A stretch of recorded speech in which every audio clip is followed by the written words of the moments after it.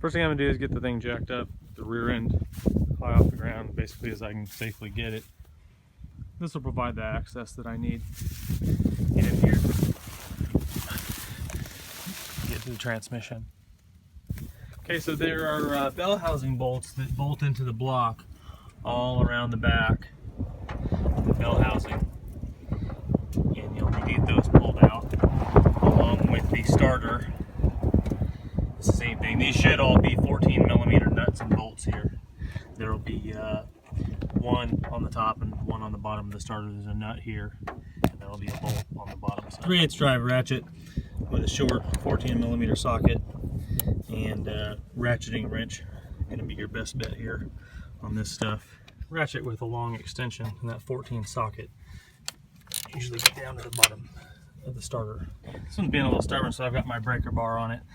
That's going to get that one. If you don't have access to a breaker bar, you can always, link a couple wrenches like this here together and get yourself a little more leverage. And that usually works too.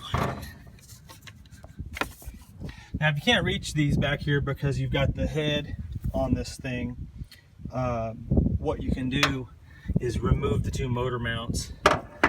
Here, take the 17mm nut off of here, and then these 14mm bolts out of here. You have to put a jack under the block, jack it up, but what it'll do is it'll allow you to take that rubber cushion out of there, and then the block will come down, that much further right there, and that should give you the access you need to get back in there. Now, it's important to note that you should have this ground strap attached with this bolt right here, and just be mindful of that, taking that out of there. Okay, so once you've got the starter out and all the bolts off of the back of the bell housing there, you're ready to go to the bottom side. Okay, so this is your speedometer cable right here. Okay, this one's actually being really stubborn, so I've got a pair of vice grips on it and 22mm wrench just to offer a little encouragement, and hopefully it'll move. You're gonna need to remove both drive shafts, so that's gonna require pulling these nuts out right here. I've just put a screwdriver in here to keep the drive shaft from turning, and linked a couple wrenches to get these things loose, and that usually does it. Okay, this truck kind of came from rusty country, so these things are giving me trouble. Ideally, I'd like to pull this thing out in one piece, but since it is split, I can pull the transmission out and leave this attached right here. They say it's a good idea to mark your yoke, I don't know, I've heard people say yes, I've heard people say no, but I do it just to get things put back the way they were.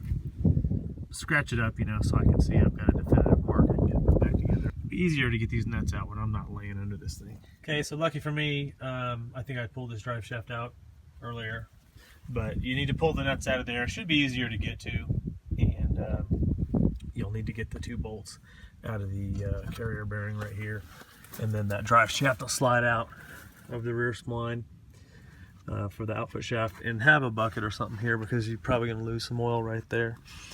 After that's done, what I'm going to try to do is tackle getting this cross member let down here, drop the transmission so that I can get up in there and get those shift boots, or so that I can get the shifters out. Okay, so lucky me again. I guess since this thing's so rusty, all the bolts that used to hold the transmission cross member have broken, and we've got just one nut and bolt for me to remove. Awesome. Okay, I don't even feel like monkeying with this rusty old thing, so I'm just going to try to break this thing off. Okay, so not so lucky on the driver's side. Looks like we do have two of maybe the original bolts. I'm going to give these things about 10 seconds of my optimism before I just break them off. Alright, so I've given those things about 10 seconds to soak in that used motor oil, and can't tell if that thing moved or broke. Yeah, it's moving. Feels like it. Cool. Okay, so it's looking like these things are going to come out. Yeah, let's drop them down. Cool. Alright, so with the cross member bolts all out, makes getting to the mount and the shifters and wiring and everything else up on top of the transmission a lot easier to get to. Okay, so next I'm just gonna break the cross member loose from the transmission by getting these nuts that are on the bottom side here. I'm gonna get that cross member out of there. Okay, so the next thing I'm working on getting out of here is the clutch cable, and there's this spring that runs along here. I'm gonna go ahead and get that spring out of the way. Hold on to that, don't lose that thing. Put a little pressure on this clutch. Pop that thing off there. Okay, so your clutch cable comes out of the firewall right here, runs along here, and you may find it fastened with some zip ties or something. It runs down under the alternator, back across the top of the oil pan there, and then through that bell housing there. You're going to want to get this thing as loose as you can, and then we would have pulled that cable this direction. Right, so I'm going to try to give this thing a little bit of encouragement here to come out for me. Cool. Okay, after that, I should be able to just get out of there. All right, you've got this loom that runs down here, down the length of the transmission, and connects to these light switches and stuff. You want to go ahead and get all that stuff pulled loose. And that should just allow you to pull that wiring down and out of the way. Okay, so next thing I'm going to do is get the shifters pulled out, get these rubber boots pulled off of them, and just got these 12mm bolts in here. I usually just find that a ratcheting wrench gets these things out just as good as anything. Okay, here's one more important thing to note. On the transfer case shifter, on the early models, there's this spring that comes over and actually hooks right around the shifter. Make sure you don't lose that thing when you're pulling the shifter out. Okay, so I got all the nuts out, and I actually had to jack this thing up just a little bit in order to get the 5-speed shifter out. Okay, so then all that's really left is going to be to get the rest of these 14mm bolts out of the perimeter of this bell housing. So I got all the lower bolts out, and you can see it already kind of came loose here. It's going to be a dowel pin over here coming out of the back of the block that goes into the transmission. So, and you got this stud for the starter right here, so you just kind of want to like gently start to get the engine and the transmission to separate right in this area.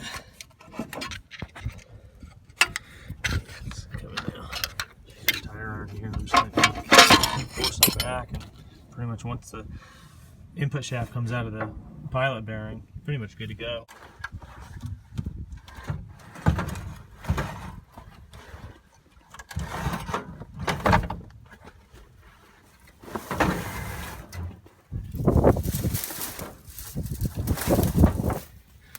And there it is.